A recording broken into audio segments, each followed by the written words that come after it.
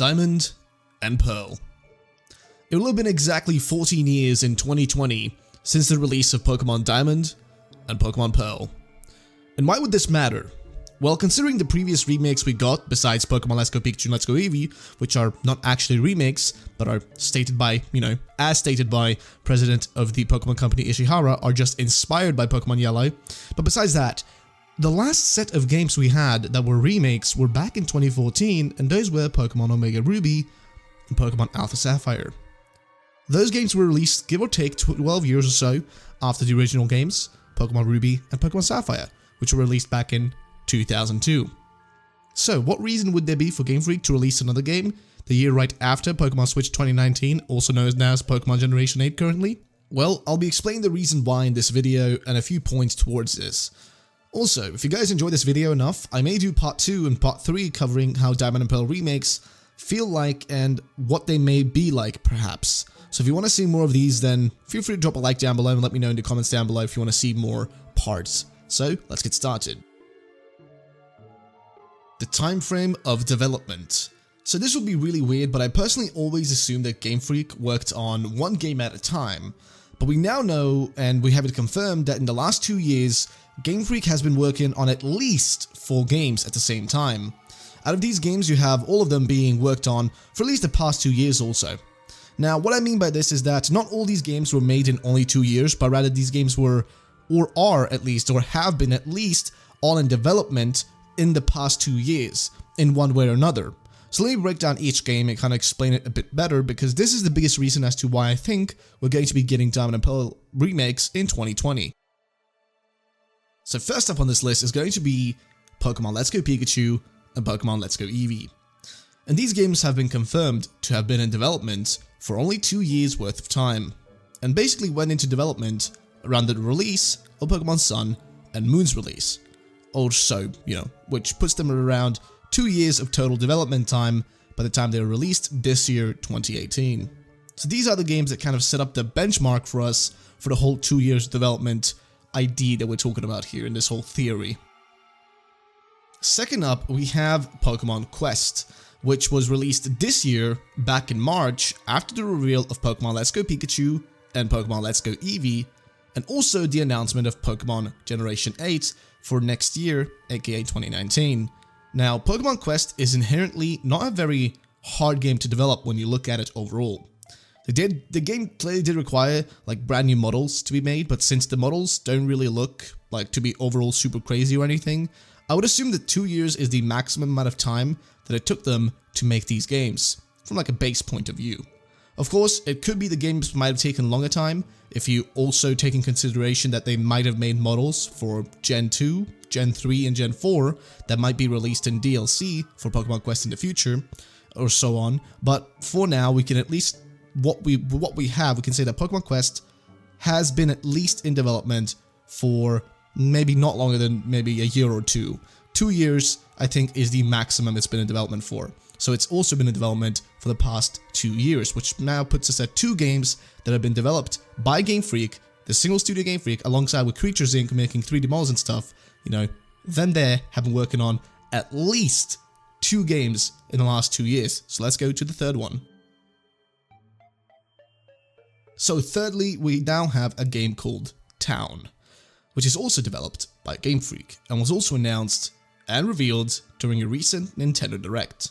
The game is made by Game Freak, so they must have used a decent portion of their development team to work on that, as well, because when you think about it, the game looks to be far larger than something like Pokemon Quest.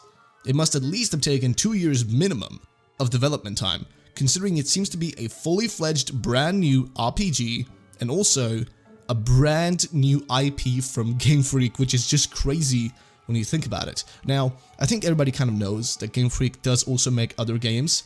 It's kind of a obvious thing, they've made other things as well, but like their bread and butter is Pokemon.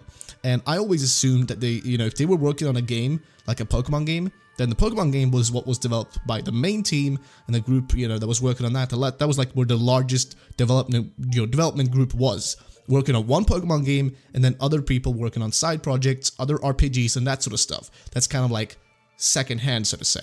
But it seems like now we've had at least 2 Pokemon games, like, you know, Pokemon games, not just like some random RPG, developed by Game Freak in the last 2 years by the studio itself. Of course, you know, including Creatures Inc., because they make a lot of the 3D models and stuff. And now also add into that mix the brand new IP, Pokemon Town, which also has been in development alongside these games at the same time, which means the studio was split working on 3 different projects.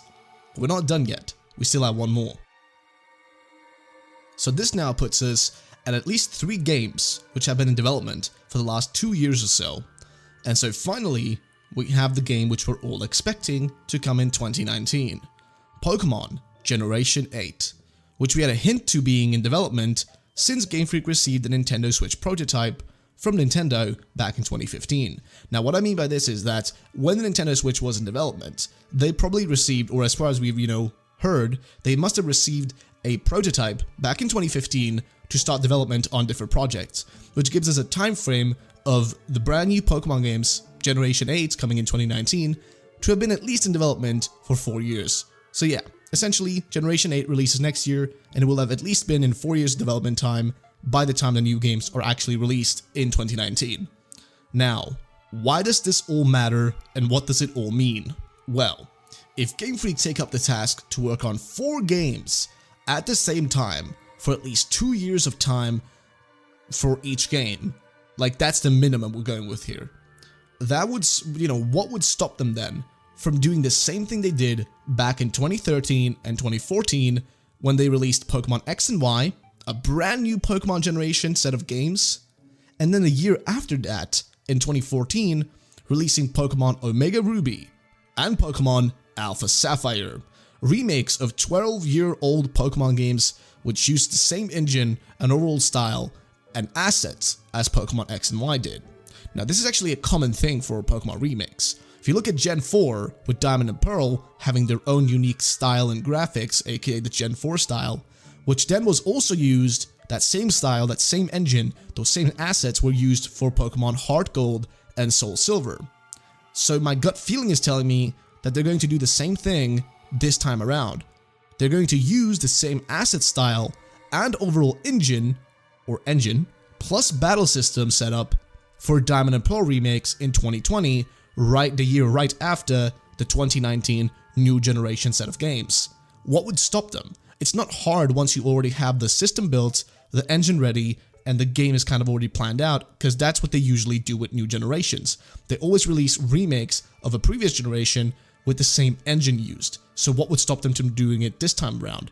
There is nothing, because that would be the same thing we had with X and Y. So yeah.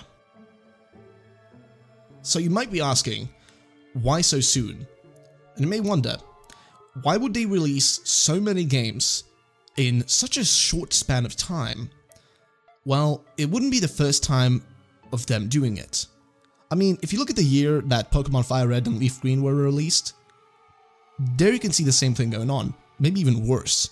Because that year, you also had the release of Pokemon Emerald, released the exact same year as Fire Red and Leaf Green, the remakes, and then Emerald released that exact same year in like July or something, while Fire Red Leaf Green were released, I think in January, at the end of January actually, which is kind of crazy.